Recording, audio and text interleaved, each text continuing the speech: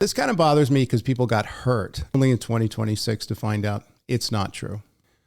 So organizations that bet big on AI by slashing jobs, over 64,000 tech layoffs in 2025 alone, often cited as AI optimization, hear that term a lot, hit reset buttons fast. Many apologize publicly as AI underdelivered on promises, proving premature cuts created chaos, not efficiency. So this isn't evolution.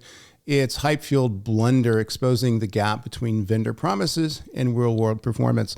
This kind of bothers me because people got hurt. In other words, people were laid off their job, and so there were, put their future in jeopardy and put their income in jeopardy, and they support families and pay mortgages and all that kind of stuff because companies made dumb decisions, and companies made decisions based on belief in somebody else's message that they took to heart, not understanding or doing some research behind what would actually happen.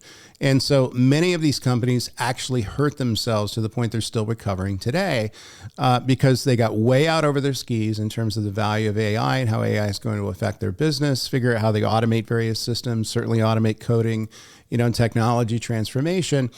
Aspects of that are going to be true. Very small, narrow aspects of that are going to be a reality, but the majority of it turned out to be crap. So the most culpable in this little liar chain are execs at OpenAI, Microsoft, Google, and AWS. Where I get a little frustrated is the people who took what they said as gospel, others without asking their own questions. In many cases, certainly back in 2023 and 2024 and 2025, I ended up being the designated buzzkill because I would go into these meetings where they were talking about some vision that was provided by some AI executive around everything was going, and I would have to normalize that vision with reality. I mean, you can't change the laws of technology just because you believe something to be true.